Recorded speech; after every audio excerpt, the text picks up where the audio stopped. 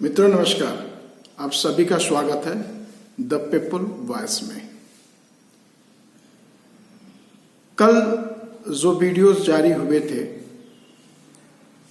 उनमें जो है एक सगा का क्वेरी था। क्वेरी क्या था? उनका ये कहना था कि सर सारे हमारे प्रमाण पत्र जो भी हम डॉक्यूमेंट दे रहे हैं तहसीलदार को सभी सही हैं, लेकिन वह उसको रिजेक्ट कर दे रहे हैं। हम क्या करें? मित्रों, इसमें आपको करना क्या है? कलम की लड़ाई पहले लड़नी है, क्योंकि आप किसी को गाली नहीं दे सकते, किसी को मारपीट नहीं कर सकते। वह भी होता है जब आदमी क्षुब्ध हो जाता है, कोई रास्ता नहीं पाता तो अपनी भड़ास निकालने के लिए ऐसा काम कभी करता है जो कानूनी रूप से सही नहीं है, और इसके लिए आपको कानून के शिकंजे में भी फंसना पड़ सकता है। लिहाजा हमें बड़े क्षमता के साथ धैर्य बना करके अपनी लड़ाई को आगे बढ़ाना है। अपने कलम का प्रयोग करें।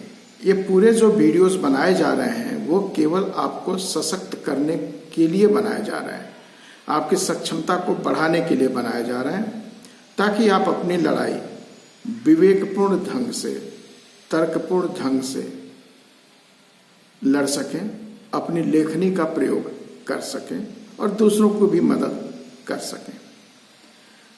चलिए आज हम एक टॉपिक लेते हैं, और यह अमूमतः हम लोग बातचीत में करते भी रहते हैं, लेकिन आज वीडियो के माध्यम से भी मैं बताना चाहता हूं। कानून या नियम के अनुसार कार्यवाही करने का आशय क्या है? Proceed in accordance with law. बराबर आप शासनादेश में देखते हैं कि नियमानुसार कार्यवाही की जाए। नियमानुसार कार्यवाही का तात्पर्य क्या है, यह हम आपको बताते हैं।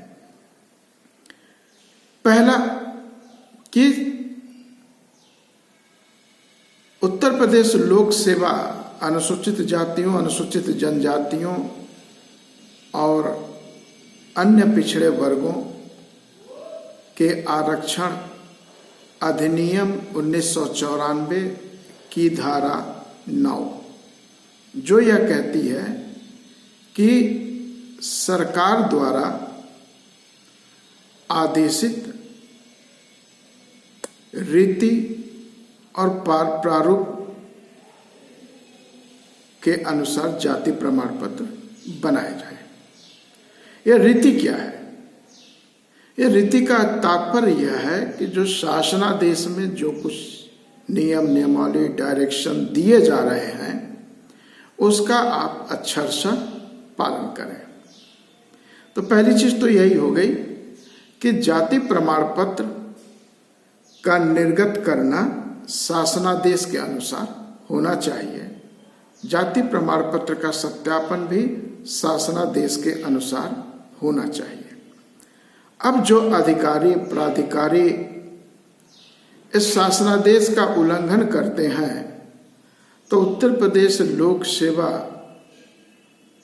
अनुसूचित जातियों, अनुसूचित जनजातियों और अन्य पिछड़े वर्गों के आरक्षण अधिनियम 1994 की धारा 5 के अनुसार वो दंड के भागी होंगे और विभागीय नियमानुसार उन पर कार्रवाई की जाएगी। ऐसा शासनादेश भी जारी हो चुके हैं, जिसका जिक्र मैं शासनादेशों के क्रम में कर चुका हूं। लेखपाल की जांच आख्या का राजस्व निरीक्षक एवं तहसीलदार द्वारा शासनादेशों के आलोक में परीक्षण करना है। आमतौर पे तहसीलदार फील्ड में नहीं जाता है सत्यापन के लिए या प्रमाण पत्र जारी करने हेतु आवश्यक कार्रवाई के लिए। वो फील्ड में नहीं जाता, वो आपके गांव नहीं जाएगा, आपके रिश्तेदारों नातेदारों से नहीं पूछेगा, बल्कि वो बुला के पूछेगा। अब जो लेखपाल ने आख्या लगाई और कानूनगो ने उसको फॉरवर्ड कर दिया, कानूनगो मतलब राजस्व निरीक्षक, उसने फॉरवर्ड कर दिया, कि हाँ हाँ यहाँ तो ऐसे ही होता है, ये सब यही है वही है, मतलब प्रेजुडिस होकर बिना शासनादेशों के आलोक में काम किए उसने भेज दिया। तो अब तहसीलदार एक राजपत्रित अधिकारी है,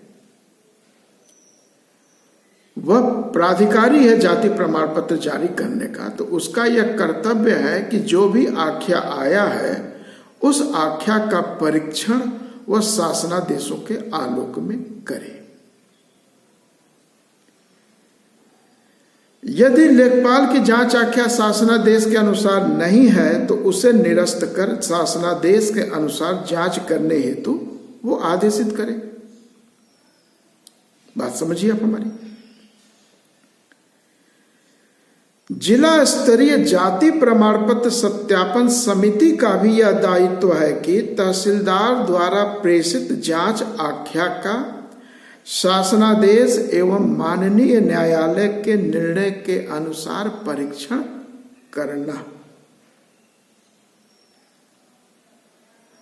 जो आपकी जिला स्तर की जाति प्रमाण पत्र सत्यापन कमेटी बनी हुई है, समिति बनी हुई है, जिसके अध्यक्ष जिलाधिकारी होते हैं, जिला स्क्रूटनी कमेटी के अध्यक्ष जिलाधिकारी होते हैं और उनको शासनादेश संख्या 625 दिनांक 28 फरवरी 2011 के अनुसार आदेशित किया गया है स्क्रूटनी कमेटी के लिए। तो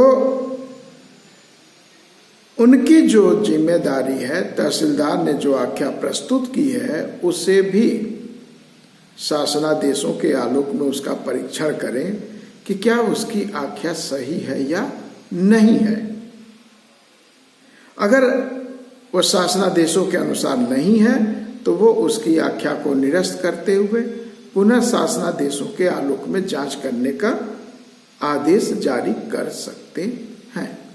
प्रायः यह देखा गया है कि स्क्रूटनी कमेटी में जो भी केस तहसीलदार डालता है अपनी आख्या, उस आख्या को ये आंख मूंद कर एक्सेप्ट कर लेते हैं, जिसके कारण अभ्यर्थी को नुकसान पहुंचता है, उसका श्रम और पैसा जायज होता है, उसे कोर्ट में जाना पड़ता है या मंडल स्तरीय पे जाना पड़ता है और पुनः कोर्ट में जाके उसी जिलाधिकारी को कोर्ट फिर से आदेशित करता है कि आप सही आख्या शासनादेशों के अवलोकन में जारी करें, नैसर्गिक न्याय के अनुसार आप कार्य करें, प्रेजुडिस होकर काम न करें।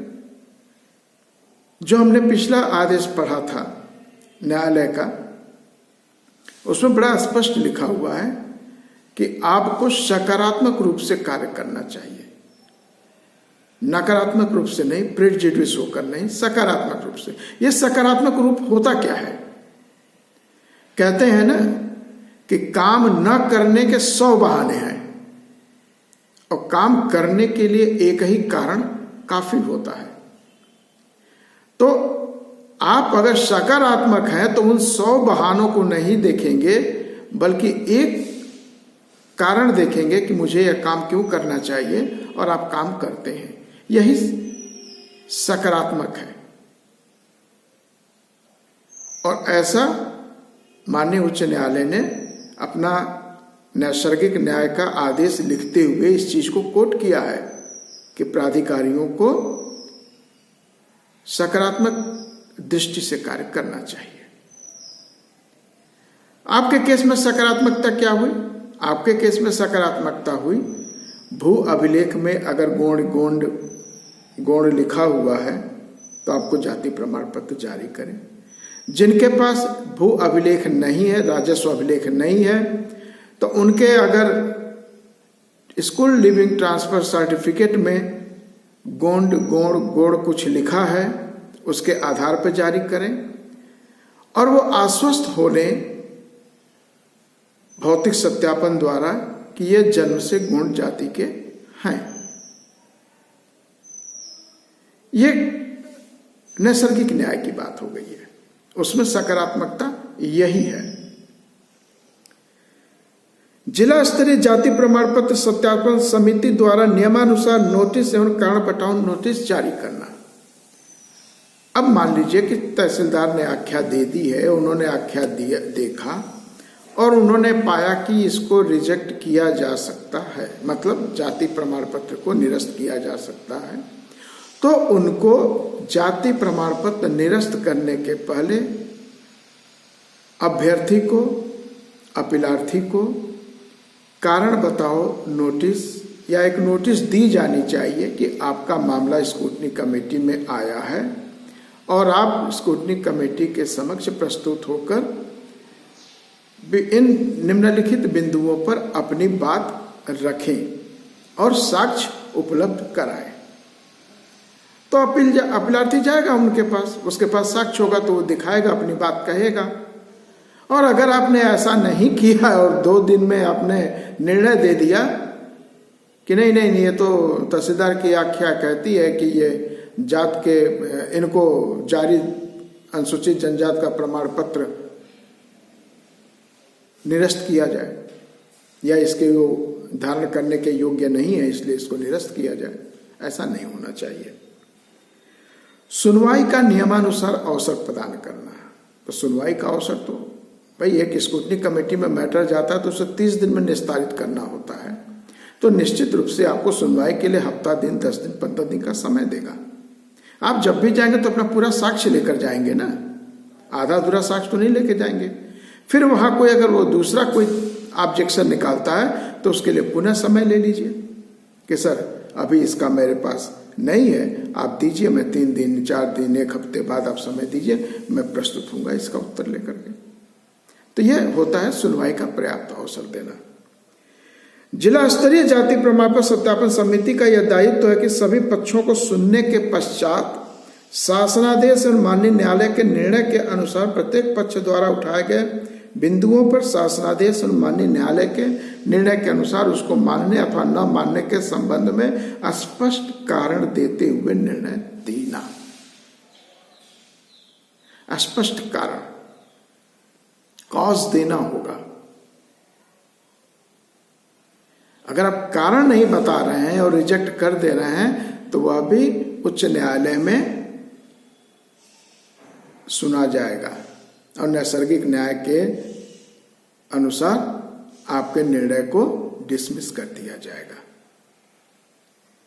रीजन जो आपका आदेश है वो रीजन आदेश होना चाहिए, रीजनेबल आदेश होना चाहिए, जिससे न्यायालय संतुष्ट हो सके, उस तरह का आपको आदेश देना चाहिए। जो भी पक्ष विपक्ष जो भी वहां प्रस्तुत हो रहा है, अपनी बात कह रहा है, उसकी बात को उपलब्ध शासनादेशों और उच्च न्यायालय के या उच्चतम न्यायालय के निर्णयों के आलोक में परीक्षण करना चाहिए। जिला स्तरीय जाति प्रमाण पत्र सत्यापन समिति का यह दायित्व है कि उन्हीं बिंदुओं पर निर्णय दे जिसका उल्लेख कारण बताओ नोटिस में उल्लेख किया गया है। भाई कारण बताओ में अगर 6 बिंदु हैं तो उन 6 बिंदुओं पर उसको निर्णय देना है, न कि 7वें बिंदु पर जो उसमें है ही नहीं। शो काज नोटिस में, शो काज नोटिस में भी अभ्यर्थी ने भी उतना ही जवाब देना है जितने बिंदु उसमें हैं, सकारात्मक ढंग से वहां भी जवाब देना है।